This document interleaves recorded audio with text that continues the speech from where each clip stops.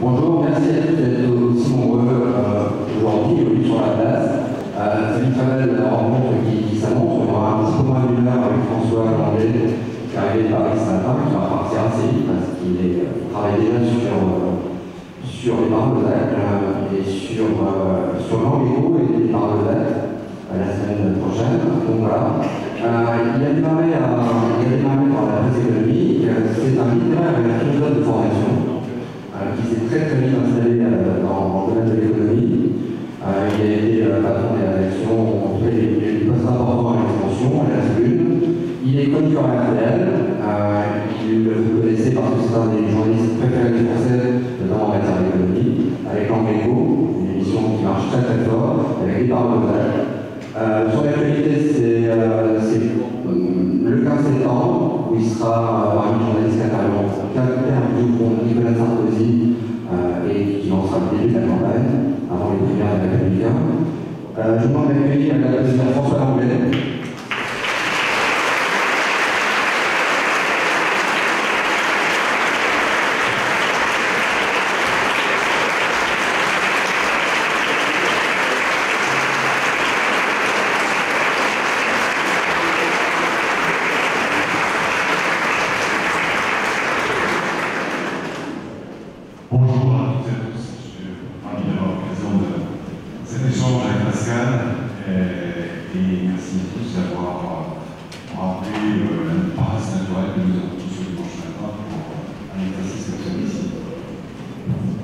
François, c'est un vrai plaisir de vous avoir. Vous êtes déjà venu à Nancy, vous connaissez la majorité des livres sur la place.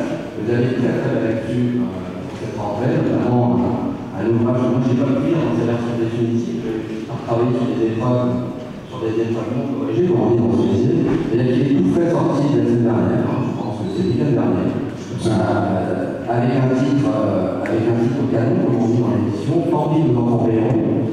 Tout est dit. Après la fin de la mondialisation, après d'autres ouvrages qui ont bien marché, vous remettez un pavé dans la main pour cette rentrée, qui est une rentrée politique importante, avec un constat, on va dire, en tout cas, un axe fort dans ce livre, c'est qu'à un moment, vous dites, il y a une génération en France qui a fait le relève du siècle, c'est d'ailleurs l'un des titres de votre chapitre. Vous expliquez que les boomers, les 65-65 ans, ont rappelé la vie. Alors, ça n'est pas là, mais c'est la génération la plus gâtée des 30 ou 40 dernières années dans ce pays. Et c'est un axe très important parce que vous expliquez qu'autour de ça, c'est tout un système qui s'est dévoyé, tout un système qui part à l'eau, avec des voyants qui sont économiques, quasiment tous rouges pour ce pays. Dites-moi un peu, quand ils nous en paieront, une génération de baby boomers qui a fait le relève du siècle, racontez-nous. En fait, c'est un livre sur la crise française, donc j'essaie d'expliquer pourquoi on a connu comme ça une longue période de 300 ans. Je me suis rendu compte que j'ai fait, presque par hasard, un calcul qui m'a beaucoup étonné.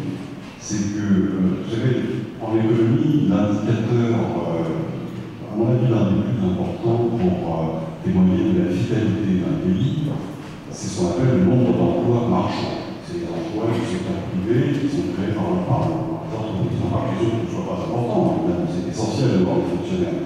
Mais les fonctionnaires, l'appareil de l'État vit en prélèvement sur l'économie privée, il y a un transfert qui a été justifié. Et donc, il faut que la base sur laquelle on prélève, l'économie privée, soit pleine de santé.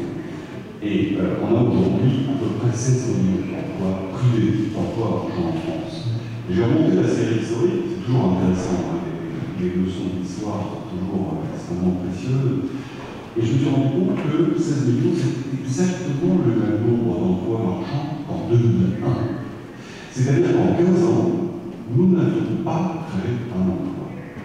C'est une situation tout à fait exceptionnelle, parce que quand on regarde ce qui s'est passé en Allemagne ou aux États-Unis, dans la plupart des pays voisins, l'emploi a progressé d'environ 15%.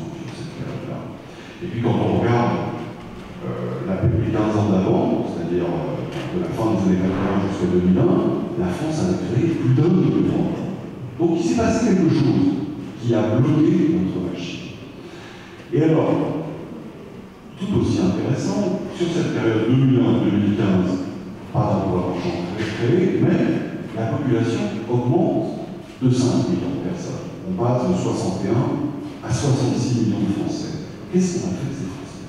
À quoi sont-ils occupés? S'ils ne travaillent pas dans l'économie marchande, que font-ils? Alors là, j'ai creusé un peu toutes les séries statistiques. On se rend compte que sur ces 5 millions de Français, en plus, il y a 3 millions et demi de retraités, il y a 1 million de chômeurs, et il y a 500 000 fonctionnaires territoriaux, c'est-à-dire qui dépendent des collectivités locales. Autrement dit, sur ces 5 millions de Français, nous n'avons pas créé de gens au boulot, en quelque sorte. Alors que, évidemment, les retraités ont besoin de retraite, donc il faut les financer, et ça ne peut se faire qu'avec l'économie réelle. Que les chômeurs, ils ont besoin d'indemnité, évidemment, c'est la même chose. Et que les fonctionnaires territoriaux, eux aussi, vivent de la redistribution fiscale. Et tout le problème français est là, et c'est à partir de là, pour répondre à votre question, Pascal, que j'ai essayé de remonter le fil pour essayer de comprendre la cause de cette difficulté. Et évidemment, on arrive sur les choix de politique économique, on en parlera probablement tout à l'heure, et aussi sur des choix qui ont été faits par une génération, c'est celle qui est au pouvoir aujourd'hui.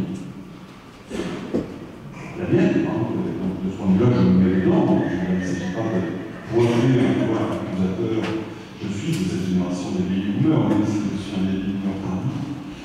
Et c'est celle qui est au pouvoir aujourd'hui, et qui effectivement, c'est très singulier aussi. Normalement, quand vous regardez, vous savez, une génération, c'est très fort. C'est-à-dire, les gens sont unis dans une génération. Ils ont les mêmes références culturelles, ils ont été formés bien souvent de façon comparable, ils ont les mêmes journaux, les mêmes radios, et donc il y a les mêmes valeurs, bien souvent.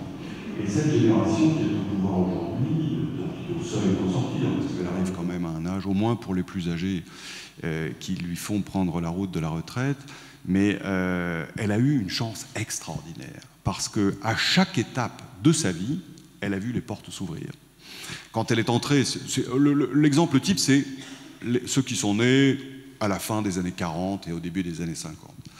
Et donc quand ils sont entrés sur le marché du travail, c'était le plein emploi ou quasiment.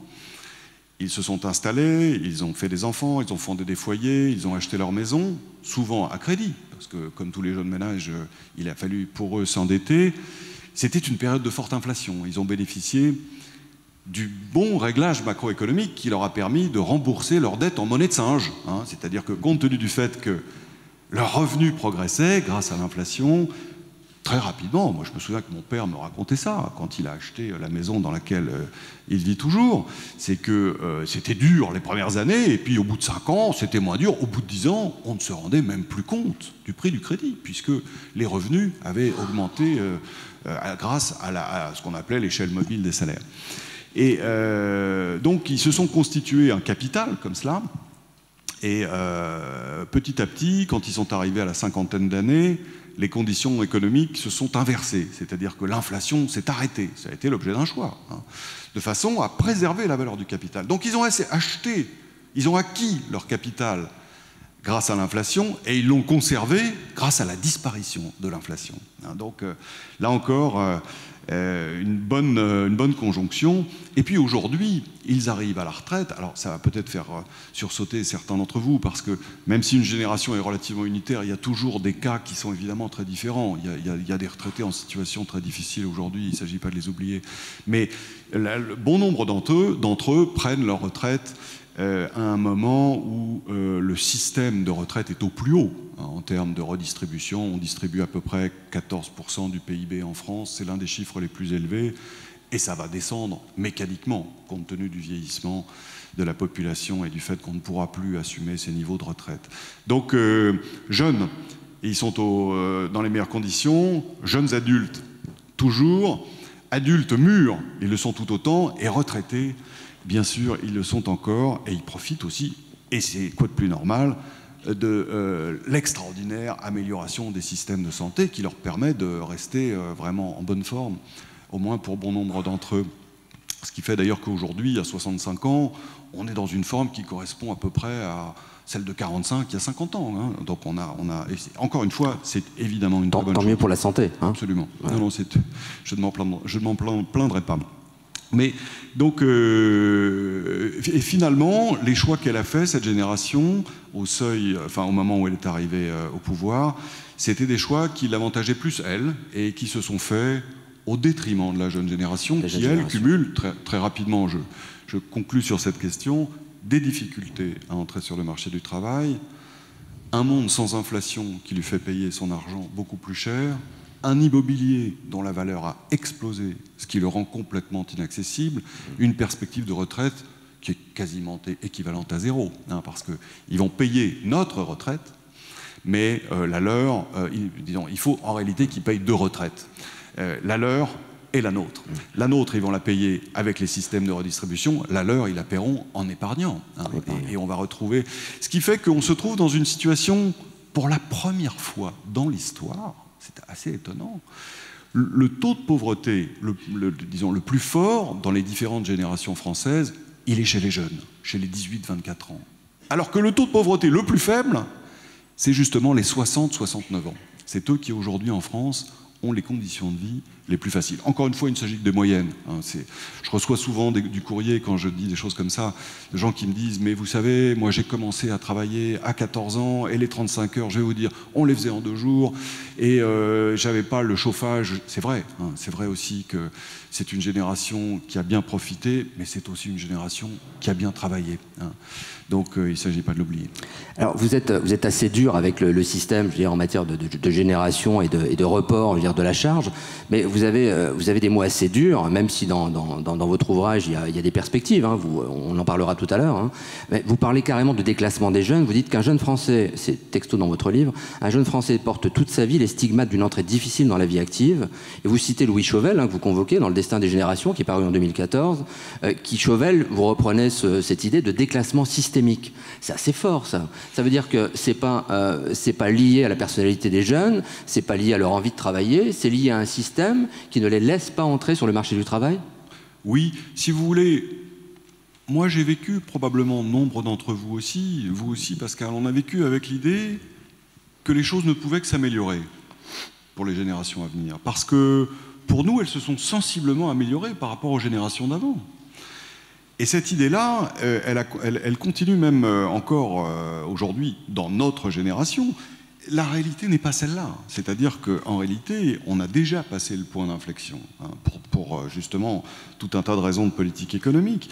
Et c'est ça le déclassement systémique de Chauvel. C'est qu'on entre dans une période où il n'est plus du tout évident que la génération d'après vive mieux que celle qui est aujourd'hui aux manettes. Et que pour le monde de l'après-guerre, c'est une vraie inflexion. Et Chauvel explique un truc qui est assez terrible. Il dit, en gros, la situation dans laquelle vous êtes à 30 ans détermine votre revenu pour toute votre vie. C'est effrayant. C'est d'un certain côté terrible. Alors là encore, il y aura des cas à la hausse comme à la baisse qui échapperont à la moyenne. Mais c'est-à-dire que le jeune adulte, homme ou femme, qui a 30 ans, est bien intégré, possède un travail stable, etc., il y a toute chance pour qu'il continue sur sa lancée, alors que celui qui est tombé de cheval à 30 ans parce qu'il n'a pas trouvé de boulot, qu'il n'a pas eu de chance, etc., il aura beaucoup plus de mal à rejoindre la trajectoire, la cohorte, comme on dit en démographie, de ceux qui s'intègrent bien. Parce que vous êtes quelqu'un de précis et un peu de l'école de l'INSEE et de la statistique. Hein, je veux dire, vous vous basez toujours, sur des données très précises.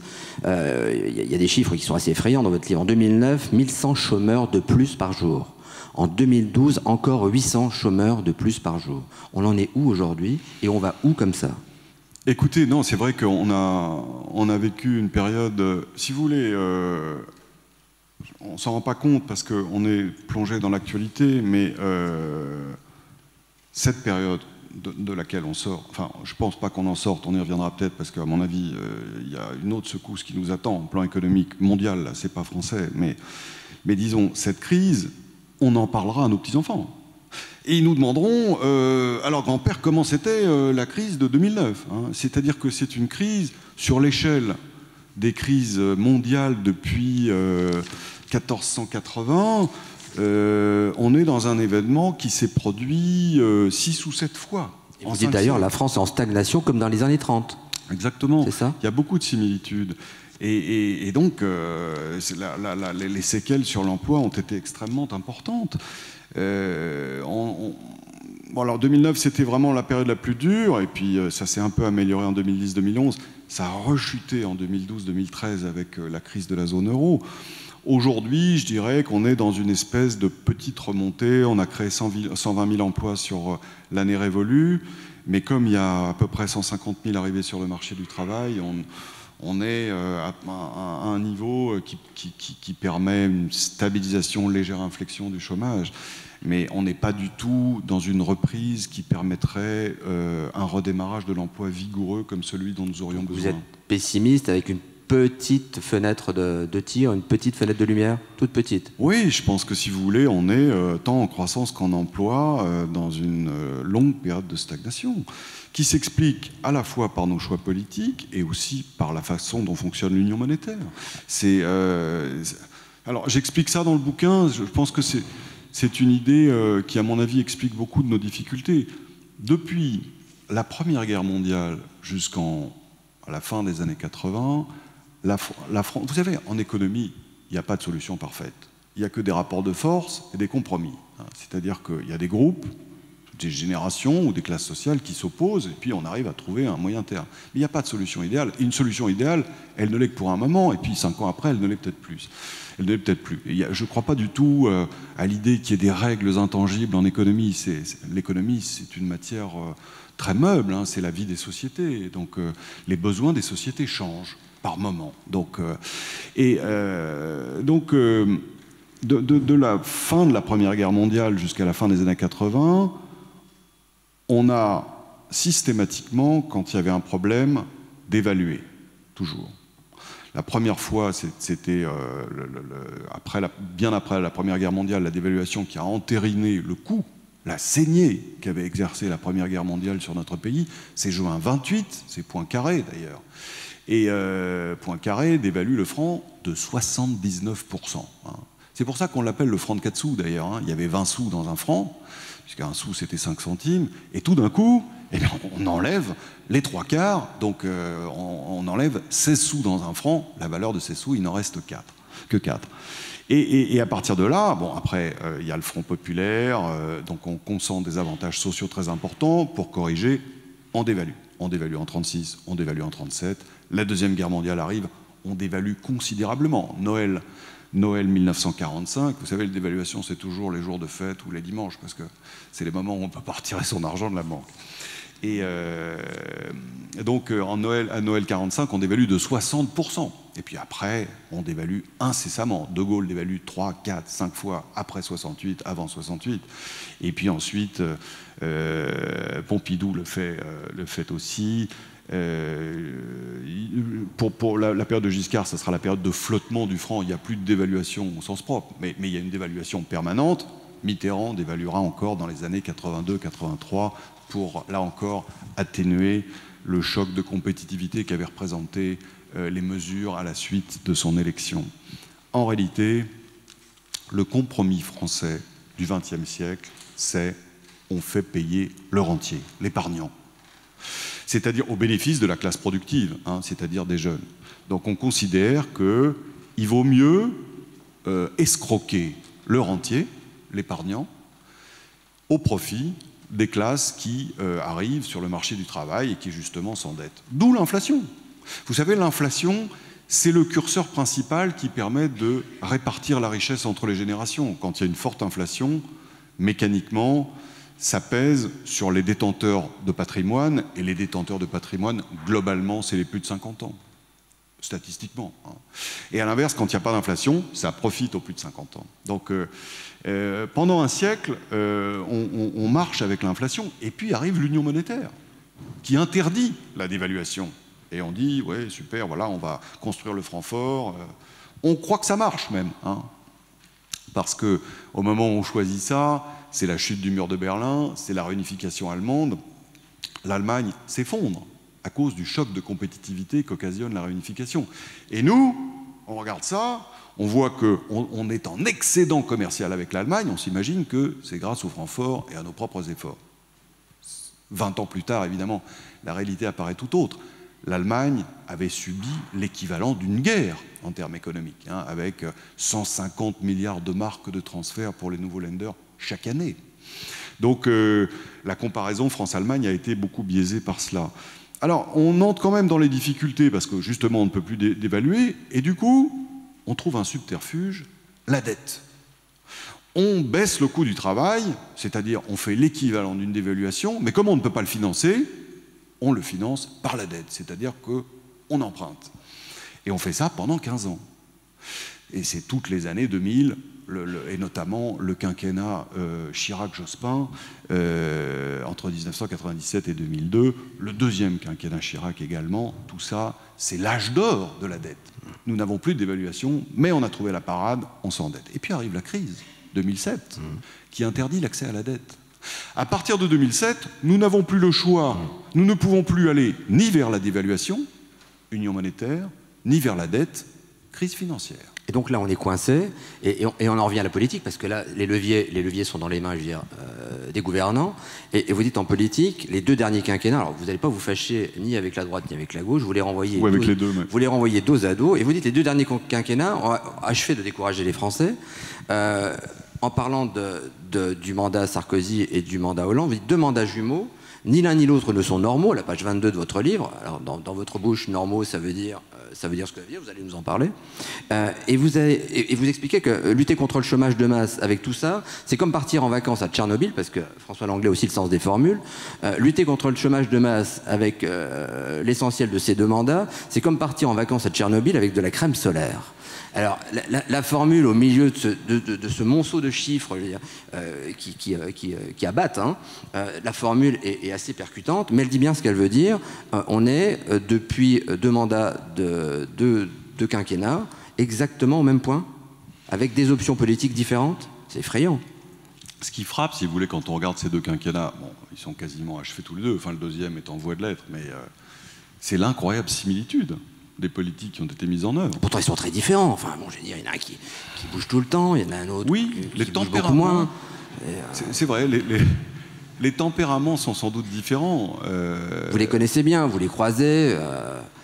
Il y a effectivement d'abord, même psychologiquement, ils sont. Alors pour le coup, ils sont 2 opposés. C'est vrai qu'il y en a un qui a une espèce d'hyperactivité, d'autorité naturelle, mais qui au fond est un homme qui est probablement extrêmement sensible et assez, qui se laisse atteindre plus facilement. Et puis l'autre, c'est le contraire. Il a une espèce d'affabilité un peu hésitante. En réalité, il y a une force extrêmement solide dessous. Mais l'un et l'autre ont pratiqué. D'abord, l'un et l'autre arrivent sans comprendre du tout cela. Et l'un et l'autre débutent leur quinquennat avec des erreurs de politique économique qu'ils paieront tout leur mandat. Hein.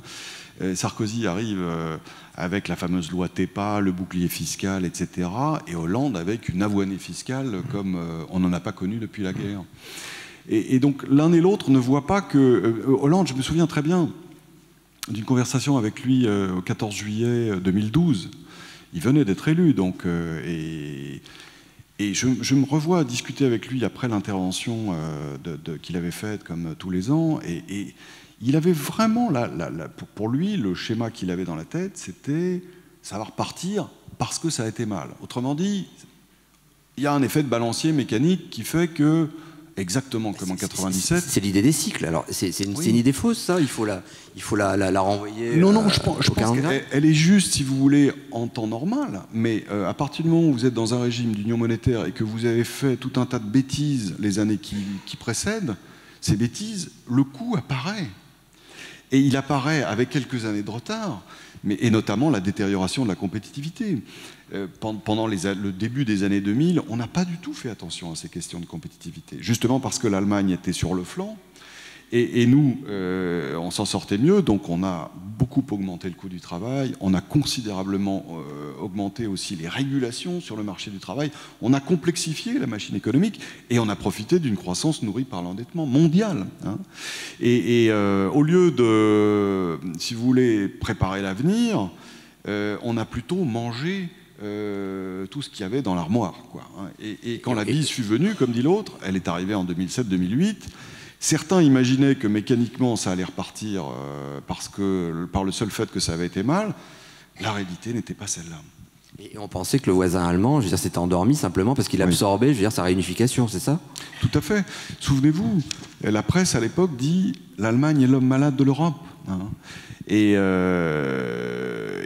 en réalité, dès 2003-2004, l'Allemagne rétablit sa compétitivité avec des efforts microéconomiques, des accords qui sont signés dans les entreprises, et puis les fameuses lois Hartz de Gerhard Schröder, elles profitent pour le coup de la croissance mondiale pour rétablir ses fondamentaux, alors que nous, enfin, de façon relativement banale, c'est la cigale et la fourmi, quoi. Hein, et puis l'hiver arrive en 2008, et là, c'est incroyable. Hein, j'étais en train de préparer justement l'interview de Nicolas Sarkozy de jeudi prochain. Quand je venais dans le train, je regardais les chiffres du chômage. Quand Sarkozy arrive au pouvoir au deuxième trimestre 2012, enfin la fin du deuxième trimestre 2007, pardon, le chômage allemand est 2 points au-dessus du chômage français. On l'a oublié, mais nous on est à 7,5, ils sont à un peu plus de 9. 5 ans plus tard, le chômage allemand est 2 fois moindre que le chômage français. Alors que la crise, elle a eu lieu des 2 côtés du Rhin. Elle ne s'est pas arrêtée à la frontière, pour le coup. Contrairement à Tchernobyl, dont on sait bien que les frontières françaises l'ont arrêté. Mais donc c'est bien le symptôme, si vous voulez, d'une extraordinaire divergence. Vous vous souvenez que d'ailleurs, enfin moi, c'est une erreur que j'ai faite. Hein.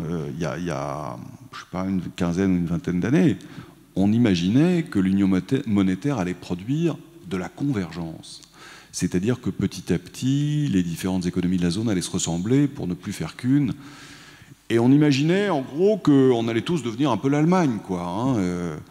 Ça n'est pas du tout ce qui s'est passé, mais pas du tout. Au contraire, jamais la France et l'Allemagne n'ont été aussi dissemblables sur le plan du chômage, sur le plan des finances publiques. Hein. Vous avez noté que pour l'année 2016, l'Allemagne a un excédent budgétaire de 18 milliards pour le seul premier semestre. Hein. Alors que nous sommes sur des rythmes de déficit annuel de l'ordre de 70 milliards. Je ne parle pas des chiffres d'excédents commerciaux où là, l'Allemagne excède vraiment tous les records. On est à 7 ou 8 points de PIB. Donc c'est 200-250 milliards d'euros d'excédents commerciaux. Nous, on est plutôt à 40 milliards de déficit. Hein. Donc sur tous ces paramètres qui sont des mesures relativement grossières, c'est les grands indicateurs de l'économie, France et Allemagne n'ont jamais été aussi dissemblables. Et la raison de cela, me semble-t-il, alors c'est nos choix des années 2000, on vient d'en parler, mais c'est aussi le fait que l'union monétaire a figé une situation et que nous n'avons... En fait, on a pris l'euro sans lire le mode d'emploi sur la boîte, quoi. Et le mode d'emploi, c'était attention à la compétitivité parce que vous ne pourrez plus utiliser vos bons vieux subterfuges que sont la dévaluation et la dette. Et la dette.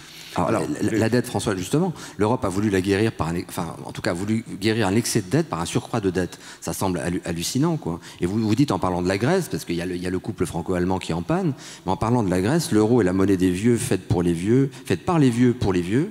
Et vous dites la bonne solution, et elle n'a pas été adoptée, c'était pour la Grèce la sortie de l'euro, la dévaluation massive de sa monnaie, et vous dites encore, qui aurait provoqué une baisse du chômage des jeunes, une progression régulière des revenus, et un sérieux rabotage de la dette et donc du patrimoine de ceux qui la détiennent. Et ça, c'est pas possible. Oui, oui. Elle est là, la résistance. Vous avez tout à fait raison. C'est le capital et le maintien du capital et du patrimoine qui bloquent à un moment le rétablissement d'un pays qui finalement ne sera pas sorti de l'euro et continue à payer la crise de 2007. Je crois. Il y a un mystère. Hein. Un mystère alors, qui m'a fait me tromper encore une fois. Mais je pense que je vais finir par avoir raison. Mais vous savez, comme tous les obstinés... quand on a tort, on pense que finalement on va avoir raison, mais je pense que l'euro ne survivra pas sous la forme qu'on le connaît. Hein. Enfin, quand on regarde l'histoire, elle est jonchée d'unions monétaires qui ont disparu, toujours pour les mêmes raisons. Hein. L'Union latine, pourquoi est-ce qu'elle explose au XIXe siècle? Parce que la Grèce explose ses comptes publics, tiens, ça rappelle quelque chose, et que l'Italie ne tient pas ses objectifs. Donc on les fout dehors. Puis petit à petit, le système explose. Dans les années 30, l'union monétaire explose aussi. pour les mêmes raisons. Mais il faut s'arrêter un instant sur le cas de la Grèce. Le choix de garder la Grèce dans l'euro est dramatique pour les Grecs eux-mêmes, parce que ça leur impose une monnaie qu'ils ne peuvent pas supporter pour leur compétitivité. En Grèce, on produit de la mer et du soleil, hein, bon, mais c'est la même mer et le même soleil qu'en Turquie. En Turquie, c'est peut-être un peu moins sûr en ce moment, mais en tout cas que n'importe où autour de la Méditerranée, pour beaucoup moins cher. Donc la Grèce produit de la mer et du soleil cher. Elle produit de l'huile d'olive et des produits agricoles. Elle avait une petite industrie avant la crise qui a complètement été laminée. Mais en gros, elle n'a pas de produits à valeur ajoutée. Et on lui impose une monnaie qui est aussi forte que le Deutschmark. Ça n'a aucun sens. Alors, on pouvait comprendre dans l'euphorie des débuts, l'aventure européenne, etc. D'accord. Mais pourquoi est-ce qu'après la crise, les types veulent rester dedans? Et je pense qu'effectivement, la seule solution, c'est que l'euro garantit, pour les Grecs, du moins ceux qui ont un peu d'argent, la protection de leur épargne. C'est-à-dire qu'ils ont, en gros, l'assurance de pouvoir transférer tout leur argent en Allemagne. C'est ce qu'ils ont fait. Hein. Il n'y a plus d'argent en Grèce. Celui qui garde de son argent, le Grec qui garderait son argent en Grèce, il est stupide. Hein. Honnêtement, ça défie complètement la logique. Quand on voit un type avec un gourdin, on ne va pas se mettre dessous, quoi. Donc le système... Pourquoi la Grèce est-elle restée dans l'euro? Pour préserver la valeur de son épargne et pour pouvoir continuer à importer massivement. Hein. Je pense que c'était la seule raison. Parce que, évidemment, avec une monnaie dévaluée aujourd'hui, elle connaîtrait un sort économique complètement différent. Il faut bien imaginer que la récession de la Grèce, donc depuis maintenant 6 ou 7 ans, c'est 25% du PIB. C'est l'équivalent de ce qu'on voit dans les pays africains en guerre, quoi, hein. C'est-à-dire, jamais un pays qui n'a pas connu la guerre, et de surcroît un pays développé, n'a connu une telle saignée de son économie. Jamais, en temps de paix, c'est jamais arrivé. Et ça s'explique par cette erreur de politique économique majeure qui est d'avoir fait rentrer la Grèce dans l'euro et surtout de l'avoir maintenue. Qu'est-ce qu'on aurait pu imaginer? Alors évidemment, les gens disent, mais vous vous rendez pas compte, si la Grèce était partie, elle aurait été livrée à la Russie, et puis face à la Turquie, et les migrants, etc. Oui, attendez, bien sûr, si on l'avait laissée toute seule. Si on avait rétabli le système monétaire européen en permettant à la Grèce de dévaluer de 50% et en faisant que la Banque Centrale Européenne aurait été responsable de la parité, c'est-à-dire qu'elle aurait défendu face aux spéculateurs en disant, le drachme, c'est ma monnaie, et 1 euro égale 2 drachmes, et ça ne bougera pas. Bah, la Grèce aurait profité d'une stabilité monétaire bienvenue, tout en dévaluant. Et on aurait aujourd'hui une Grèce à 3 ou 4% de croissance. Alors que la perspective, aujourd'hui, pour les Grecs, c'est la mort. C'est-à-dire qu'il n'y a pas de solution. Tant que vous n'allégez pas la contrainte monétaire et la contrainte budgétaire, puisque dans le même temps, par surcroît disons, j'allais dire, d'obstination en grande partie liée à l'Allemagne, on lui impose une purge fiscale considérable en augmentant les impôts. Le type est malade, on lui coupe la jambe, puis on lui coupe une autre jambe. C'est dramatique de voir... La question qui se pose pour les Français, c'est de se dire dans combien de temps va devenir la Grèce. Alors il y a des valeurs, une fois de plus, dans votre ouvrage qui sont hallucinantes, quoi, hein.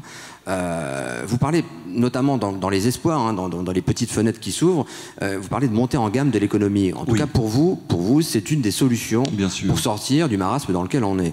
Et vous prenez encore 2 exemples, les produits français et allemands, qui ne sont pas du même niveau. Vous dites les Allemands fabriquent des BMW, des Audi et des Porsche, des voitures qui sont peu sensibles aux variations de prix, hein, parce que les produits n'ont pas d'équivalent en Europe, donc ils sont sur un marché très protégé, très rentable, hein, puisque c'est avec une grosse marge. Et en France, on continue à faire des 208 ou des Clio qu'on peut acheter chez n'importe quel autre constructeur non français et qui marge peu. On ne parle pas simplement, je veux dire, d'une différence de cible marketing. C'est un effondrement du nombre de voitures produites en France. Je reprends un chiffre. En 89, 4 millions de voitures fabriquées en France. 89, 4 millions de voitures fabriquées. 2015, moins de 2 millions. Elles sont passées où, les voitures françaises? En Slovénie, au Maroc, en Turquie, pour les Clio, justement. Disons, dans toute la périphérie industrielle de l'Europe. Il y a 2 effets qui se conjuguent, si vous voulez. pour faire le lien avec ce qu'on disait tout à l'heure sur la dévaluation, c'était le grand argument des partisans du franc fort, et c'est un bon argument. C'est que quand vous avez la certitude qu'un jour ou l'autre on va dévaluer, vous n'avez pas besoin de monter en gamme. Après tout, vos 206, vos 205, même si elles valent un petit peu cher à un moment, très rapidement, elles valent 10-15% moins cher grâce à la dévaluation. Autrement dit, ce système de dévaluation, qui a été notre compromis social pendant un siècle, il a incité, ou plutôt désincité, les industriels à investir pour monter en gamme. Ça n'était pas la peine. Il suffisait d'attendre la dévaluation. Donc, de ce point de vue, la dévaluation, elle avait aussi des inconvénients, ça c'est certain. Et aujourd'hui, nous nous retrouvons héritiers de ce système, c'est-à-dire pris sur des marchés qui sont à relativement faible valeur ajoutée, contrairement à l'automobile allemande qui, effectivement, vous savez, une Audi qui est vendue 70 000 € ou 75 000 €, quand on a 70 000 € à mettre dans une voiture, on n'est pas à 10 ou 15% près. Ça va très bien, on n'est pas à 10 ou 15%. Alors que le type qui achète une 206, bon... 15% du prix d'une 206, c'est pas pareil. Mais c'est pas du tout pareil, c'est pas du tout pareil. Et ça, dans toute l'Europe. Donc ça nous rend vulnérables. L'autre élément, c'est que, et là encore, les promoteurs du marché unique ne l'avaient pas anticipé, mais quand vous avez une zone de plusieurs pays sans frontières, où vous avez les mêmes règles et la même monnaie. Le pari initial, je le répète, c'était la convergence. On imaginait qu'avec de l'eau chaude et de l'eau froide, on allait faire de l'eau tiède partout. Et ce n'est pas du tout ce qui s'est passé. Dans la liberté totale, le capital, c'est-à-dire l'argent de l'investissement, et le capital humain, les gens les plus formés, se déplacent dans les zones les plus compétitives. Donc, on observe une polarisation de l'économie européenne qui a de plus en plus tendance à se concentrer là où l'argent est rentable. Et à l'inverse, les autres zones sont en train de se désertifier, c'est-à-dire de s'assécher complètement, non seulement en argent, mais aussi en compétences. Regardez ce qui se passe avec tous les diplômés d'Europe du Sud. Ils sont en train de ficher le camp pour aller notamment en Allemagne, parce que c'est là qu'il y a du boulot. C'est vrai que vous êtes aujourd'hui un bac plus 5 en Grèce, bah, vous pouvez servir le petit déjeuner aux touristes allemands, c'est tout, hein, c'est tout. C'est pas rigolo, ça rapporte pas d'argent et vous n'avez aucune perspective. Donc la conséquence logique, c'est les migrations. Et on voit ces migrations, à la fois de l'expertise et de l'argent, dont la vitesse a redoublé depuis la crise. Hein. J'ai fait des calculs justement là-dessus dans le bouquin, où on voit bien que y a des zones qui sont en train de devenir de vrais déserts économiques. C'est pas nouveau d'un certain côté. Parce que quand on se réfère à l'histoire industrielle française, regardez la Lozère. Bon, il y a bien un moment où la Lozère, elle était prospère, et puis l'industrialisation, le développement des chemins de fer, c'est évidemment un truc central, a fait que l'industrie s'est concentrée dans des zones compétitives, ici en partie. Hein. Ici, ça, voilà, le terroir industriel a été l'un des plus compétitifs d'Europe. Et la Lozère, eh bien, les Lozérois qui avaient envie de travailler, qu'est-ce qu'ils faisaient? Ben, ils s'en allaient. Ils allaient justement, soit en Lorraine, soit à Paris, ils quittaient leur terre pour aller travailler, gagner leur vie. Et puis, bon, ils ont fait des enfants, ils sont installés, et petit à petit, un jour ou l'autre, ils ont racheté la maison de leurs parents, ou ils ont acheté une maison secondaire.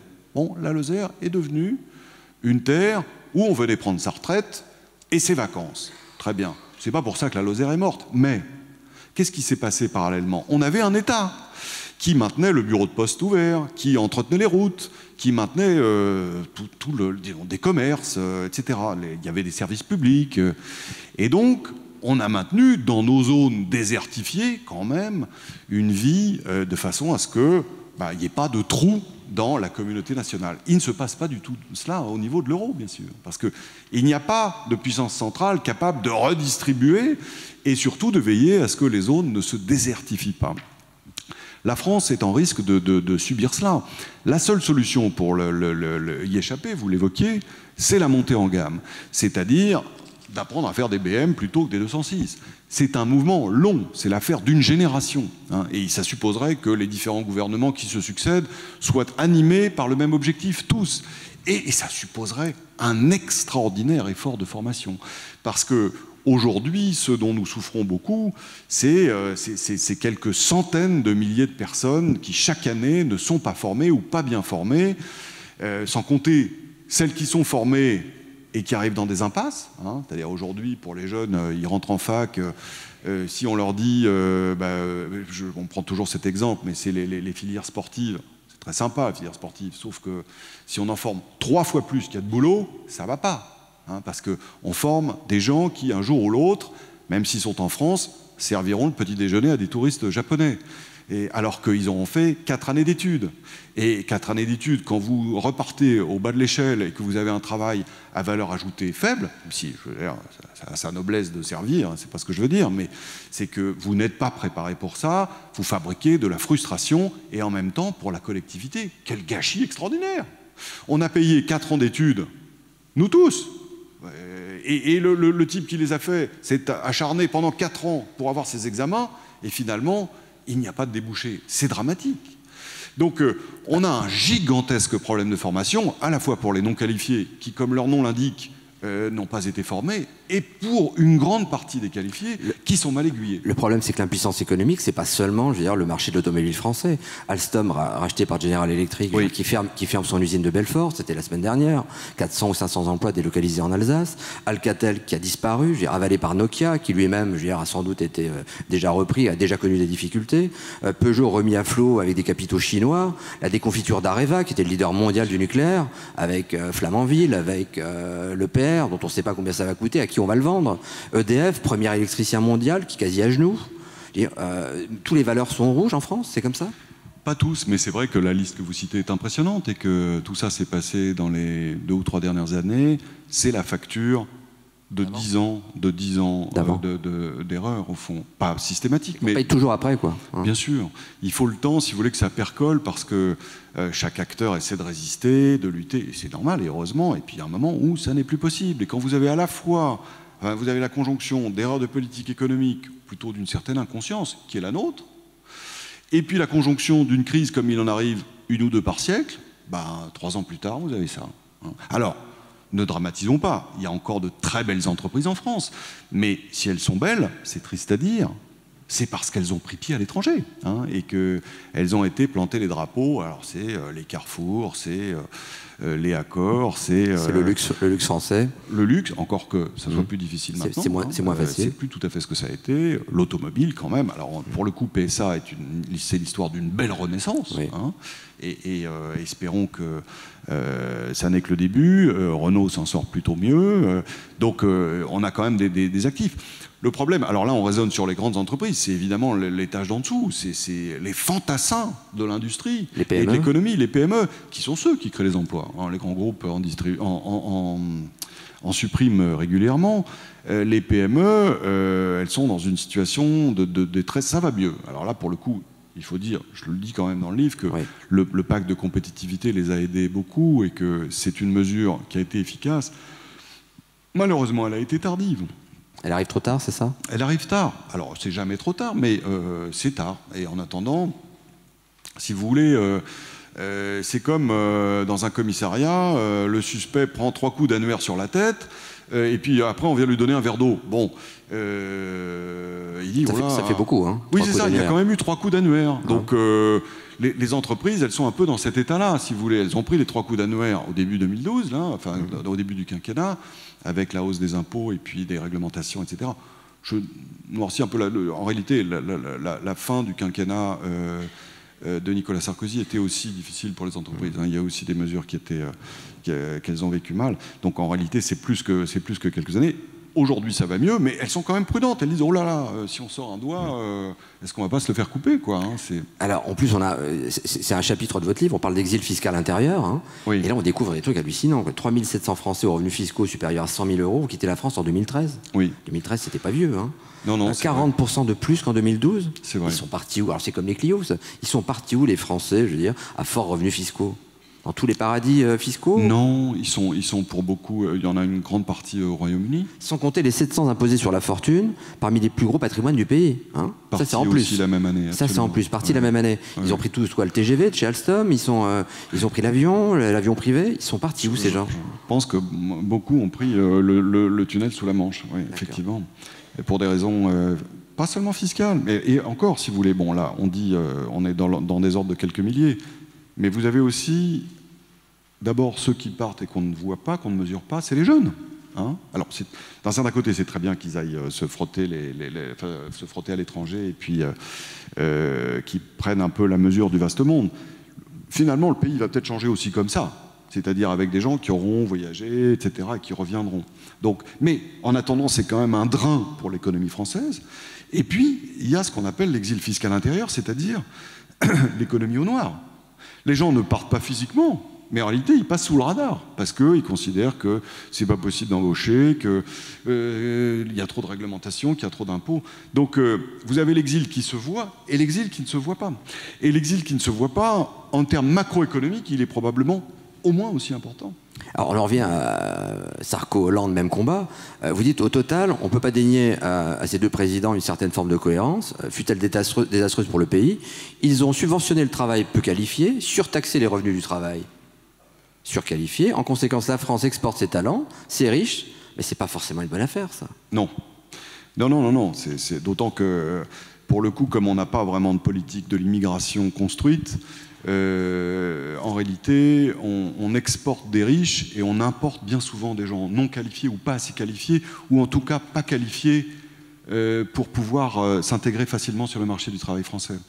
On ne fait pas comme le Canada, par exemple, ou l'Australie, vous savez, qui publie chaque année, on veut 250 boulangers parce qu'on en manque, etc. En France... On ne sait pas faire ça ou on devrait le faire? Vous savez, il y a toute l'histoire de l'immigration française et des années 60-70.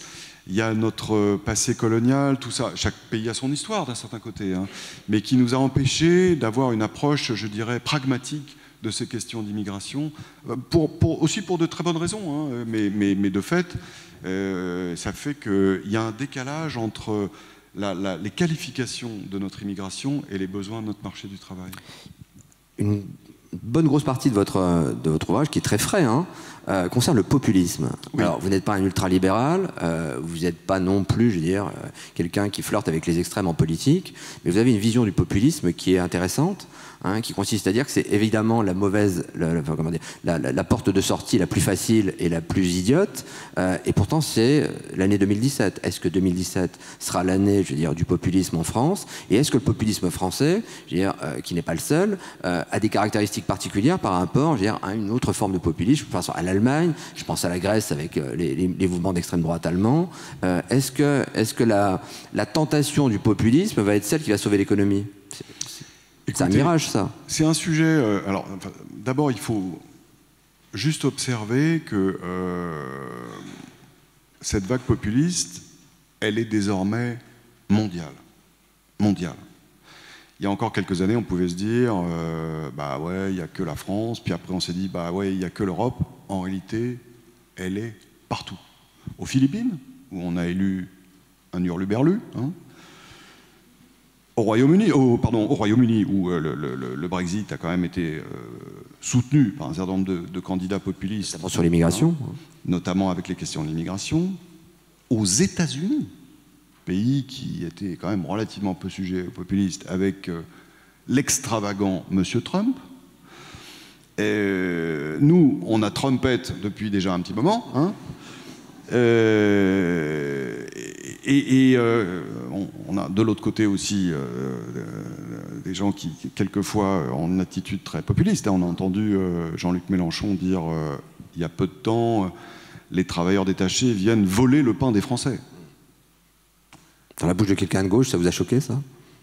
Mais ça m'a fait dresser les cheveux sur la tête, si je puis dire. C'est peu dire, c'est peu dire. Et... Non, mais enfin, je sais pas, l'extrême gauche, on peut la critiquer sur tout un tas de... Mais elle n'a jamais tenu ce genre de discours. Mais elle est internationaliste. Bah oui, elle n'a jamais tenu ce genre de discours. Et là, on a un homme politique de premier plan, quand même, qui tient des discours qu'on retrouve dans certains textes des sous-Maurras des années 30, quoi. Donc, bref. Elle est mondiale. Pourquoi? Ça nous ramène à la crise, si vous voulez. Ce qui est intéressant, là aussi, c'est de comparer la période actuelle, populiste, aux précédentes périodes populistes. Quand est-ce que ça arrive? Ça arrive régulièrement tous les 70 à 80 ans. Et la dernière fois, c'était dans les années 30, la fois d'avant, c'était 1870. C'est toujours des périodes qui suivent une crise financière grave. Pourquoi? Parce que une crise financière grave, c'est pas comme une récession. Contrairement à une récession où les gens ont l'impression que c'est comme la météo, ça va, ça vient, et qu'en gros, on n'y peut pas grand-chose, une crise financière, les gens pensent qu'il y a des responsables. Ils n'ont pas tort, pas tout à fait tort, en tout cas. Et ils pensent, et là encore, ils n'ont pas tout à fait tort, que les responsables n'en subissent pas le coût, qu'en gros, ce sont les petits qui payent, alors que les gros, on les récupère par le fond de la culotte, et puis on les protège. C'est pas tout à fait faux, hein. Et c'est un schéma qu'on voit se reproduire donc après chaque grande crise financière. Donc ça, c'est le premier élément. Le deuxième, bien sûr, il y a l'exaspération des particularismes, la crainte de l'immigration. Je ne parle même pas du terrorisme, mais bien évidemment le terrorisme, hein. Donc la crainte de l'autre, du danger extérieur, de celui qui habite derrière les frontières. Ça, cette crainte, elle arrive toujours aussi après une longue période de mondialisation. C'est-à-dire une période où on considère qu'on peut désarmer les frontières et les supprimer. C'est très étonnant, vous regardez l'histoire des cycles idéologiques, on voit qu'il y a toujours de longues périodes où le désir de liberté l'emporte. C'est justement la période des baby-boomers. Les baby-boomers, quand ils ont 20 ans, dans les années 60, c'est la liberté individuelle, hein. Et ce thème de la liberté, ils l'emmèneront avec toute leur vie dans l'économie, quand ils s'intégreront dans l'entreprise, et puis au pouvoir, lorsqu'ils accéderont au pouvoir, ils voudront libéraliser l'économie. Et l'âge d'or du libéralisme, c'est les années 80, 90, 2000, où petit à petit, on supprime les réglementations et les frontières parce qu'on estime que le marché peut fonctionner tout seul. Ça se termine toujours de la même façon, par un krach. On l'a eu, on y reviendra si vous voulez tout à l'heure, je pense que ça n'est pas terminé, mais on est dans la période de secousse. Et le krach déclenche mécaniquement la pulsion inverse, le besoin de protection. Aujourd'hui, ça n'est plus le désir de liberté qui prévaut, c'est bien sûr le besoin de protection. Les populistes voient ça avant les autres, parce que leur commerce, c'est la peur. Donc dès qu'ils l'identifient, ils la voient avant les autres. Parce que leur commerce, c'est la peur, et parce qu'eux aussi, ils ne sont pas aux manettes. Bien sûr. Donc c'est beaucoup plus facile de prendre du recul quand on n'est pas dedans, quand on ne court pas après les guerres syndicales. On reviendra d'ailleurs sur les syndicats. Vous avez une position assez sinon ferme. En tout cas, vous dites que ce n'est pas les champions, je veux dire, de la du pays, je veux dire, aux réalités de demain. Non, non, c'est sûr. Donc les populistes voient venir ça longtemps. Pourquoi? Aussi parce qu'ils sont vierges de tout passé politique, à part militer. C'est vrai. Aujourd'hui, sur la scène politique française, la seule qui peut dire « avec moi, ça serait différent » et à qui on ne peut pas dire « on vous a vu à l'œuvre », c'est Marine Le Pen. Même Mélenchon. Mélenchon, il nous dit qu'ils s'en aillent tous, etc. Il a passé 20 ans sous les dorures du Sénat, hein, et il a été ministre d'un secteur stratégique d'ailleurs, puisque c'était justement la formation. Donc effectivement, ce sont les seuls aujourd'hui à pouvoir dire avec nous ça serait différent sans qu'on leur envoie ça. Mais si vous voulez, donc je pense que le problème, c'est que la plupart des partis traditionnels, face à cette peur qui est la nôtre, ils disent mais les gars, vous êtes un peu arriérés. En fait, nous, on voit clair, on vous emmène vers l'Europe, vers la mondialisation, n'ayez pas peur. Et alors, les gens disent, mais attendez, n'ayez pas peur, oui, mais il y a quand même 3,5 millions de chômeurs. Oui, oui, ça va s'arranger. Bon. Évidemment, le discours que les partis traditionnels opposent aux populistes n'est pas très solide, quoi, hein. C'est-à-dire que plus les partis traditionnels disent, ah bah, il faut faire de la pédagogie, faire la pédagogie du chômage, c'est compliqué, hein, en disant aux gens, bah, dormez tranquille, il ne se passe rien. Et c'est évidemment un levier qui sert pour les autres. Quand on regarde dans l'histoire comment les populistes meurent, ça n'est jamais par hasard. C'est à partir du moment où les partis traditionnels comprennent la peur des électeurs et qui la traitent qui l'adressent avec leurs valeurs humanistes. Et le jour où nos grands partis traditionnels prendront acte de cette peur autrement qu'en entrant, en mettant leur pas pour les solutions dans ceux du Front National ou du Front de Gauche, on aura probablement des partis traditionnels qui retrouveront sa crédibilité. Regardez l'élection de Roosevelt en 1932, c'est ça. On y revient d'ailleurs, ça fait partie des quelques idées simples, hein, parce que vous avez la modestie de ne pas proposer un programme complet, je veux dire, qui sauverait le monde, hein. Mais je vais vous proposer quelques idées simples, notamment le modèle Roosevelt, un New Deal, je veux dire, pour l'Europe de demain. Vous parlez aussi de deux illusions, la sortie de l'euro et le fédéralisme. Il faudra en parler, en dire deux mots. On revient aussi à la montée en gamme de l'économie, qui est un des gros leviers économiques. Et puis alors, vous avez cette idée où je pense, dont tout le monde peut faire sienne, ce qui est des impôts simples et stables. Alors ça, c'est dans un pays comme la France, des impôts simples et stables. Et on croit rêver, quoi. Et une veille aux frontières, parce que si vous n'êtes pas ultralibéral, vous n'êtes pas complètement non plus tombé du nid avant-hier, et vous dites à un moment, les Américains, les Chinois sont plus malins que nous avec leurs frontières, pas tout fermé, mais attention quand même. Ça résume un peu ça, en 5 points. Si, tout à fait. Enfin, la formation, vous l'avez dit, mais non, sur ces histoires de frontières, il y a quand même une grande naïveté. Par exemple, vous évoquiez Belfort, c'est vrai que, bon, Belfort, on annonce la fermeture. Quelques semaines auparavant, une filiale de SNCF commande des locomotives allemandes. 40. 40. À l'entreprise Vossloh, qui aurait donné un plan de charge de 2 ou 3 ans. Bon. Quand on regarde dans le détail, d'ailleurs, on se rend compte que ce n'est pas la SNCF qui commande, c'est une filiale de la SNCF, laquelle achète des locomotives pour les louer à la SNCF. La filiale est détenue à 50% par la SNCF et à 50% par un fonds d'investissement allemand qui dépend de la Deutsche Bank. Bon, on est là au cœur du truc, quoi. C'est un peu opaque, hein. C'est un peu opaque. Au fond, pourquoi est-ce que la SNCF loue ses locomotives? Là, aussi, honnêtement, les bras m'en tombent. La SNCF, elle ne va pas faire faillite demain. Elle peut les amortir. Elle achèterait des diligences, on se dirait c'est un problème, mais elle achèterait des locomotives, personne ne s'en étonnerait. Elle fait des trains. Mais elle ne les achète pas, elle les loue. Bon. Alors probablement parce qu'elle considère qu'elle n'a pas à investir du capital dans cette activité, qu'elle est mieux payée en 10 fois ou en 30 fois, à louer pendant 30 ans. D'accord, mais si la conséquence, c'est la disparition de 500 emplois, est-ce qu'il n'y a pas quelqu'un pour faire la boucle, quoi, et pour rapprocher le début du raisonnement jusqu'à toutes ces conséquences? C'est ça aussi, intégrer les frontières, si vous voulez. Alors, encore une fois, acheter en Allemagne, c'est pas acheter chez les Patagons. Les Allemands sont nos voisins, nos amis, etc.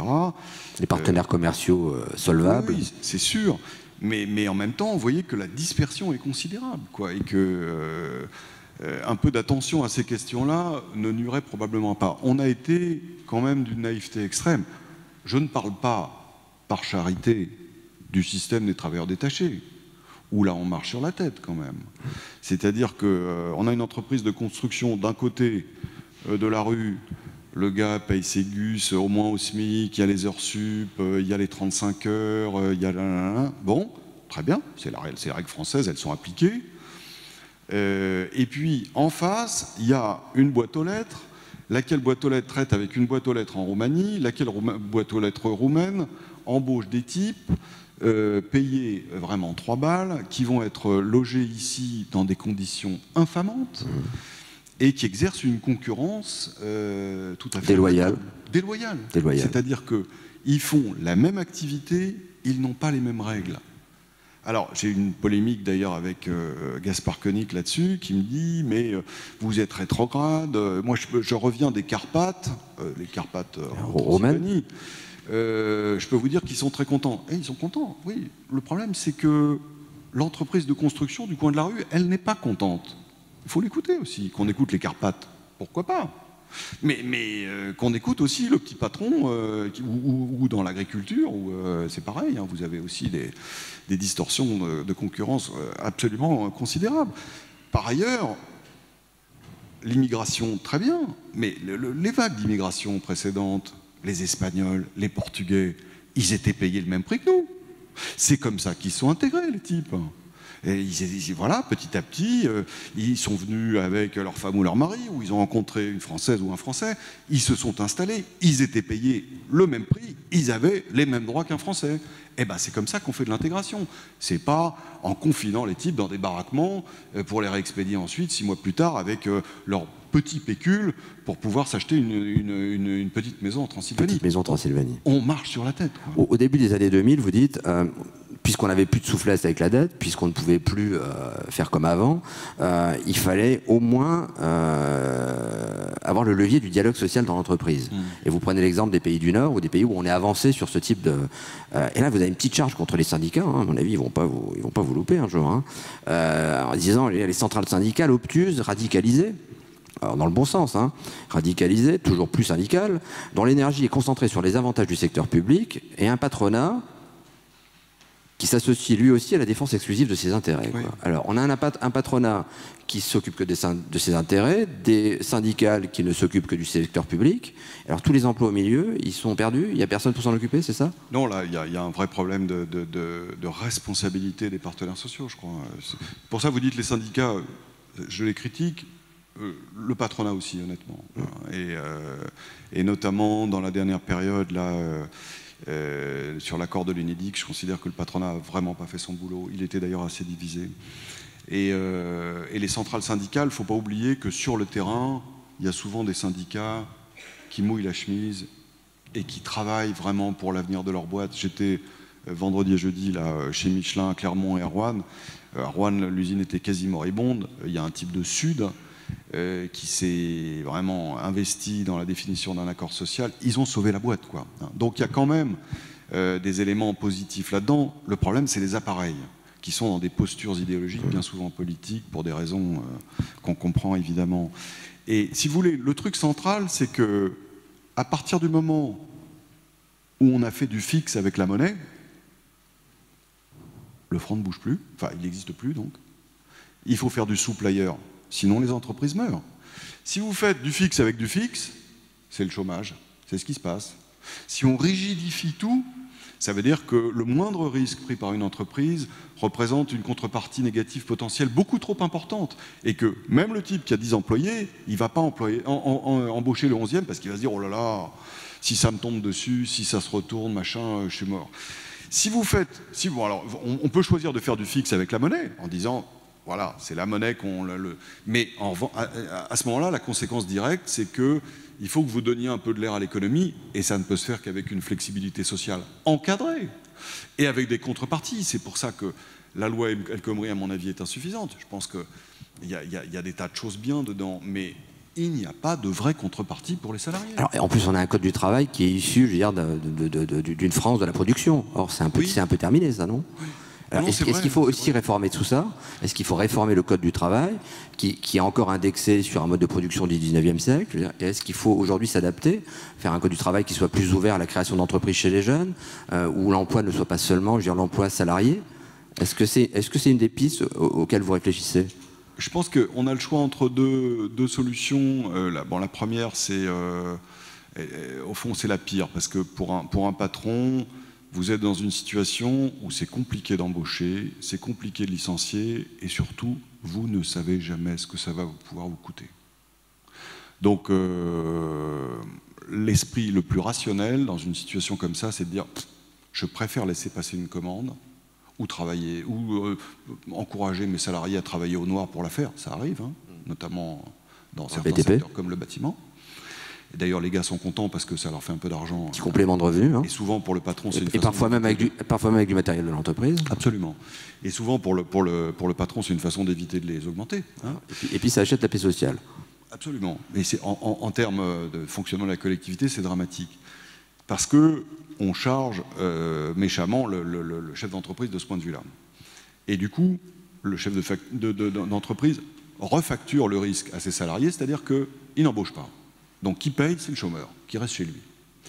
L'autre solution, après, vous pouvez dire, soit je maintiens un grand degré de contrainte, mais je rends le truc prévisible, quoi. C'est-à-dire, je définis les indemnités, soit j'assouplis la possibilité de licencier, mais à ce moment-là, je fais payer les entreprises cher.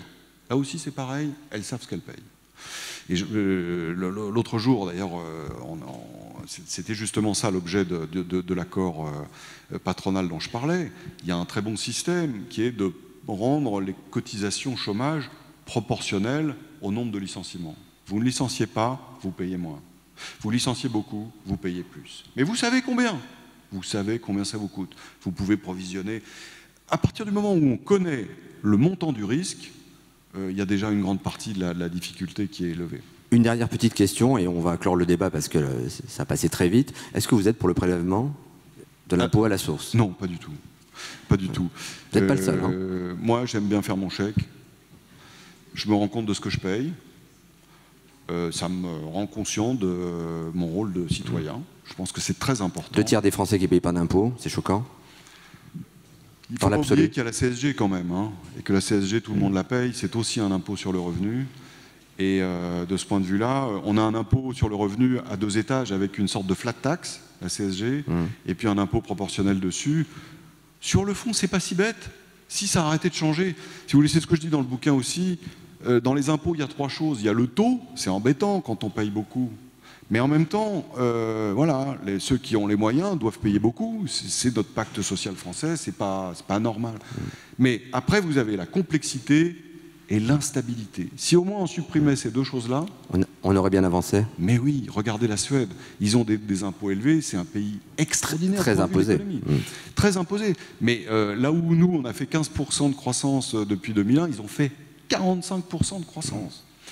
Bon, ils ne sont pas plus malins que nous, ou au moins on n'est pas plus bêtes qu'eux. Mais ils ont un système de formation justement assez important, et ils l'échangent contre des indemnités de chômage importantes. Moi, je suis contre la dégressivité aussi. Je pense que c'est stresser les chômeurs pour rien. Ouais. Et surtout, ils ont un système fiscal stable. Voilà. Merci François Langlais. Merci à vous.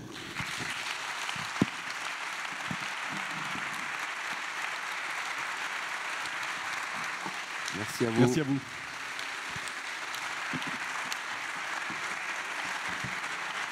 Vous pouvez retrouver François Langlais en dédicace dans le péristyle à l'entrée. Voilà. Merci à vous.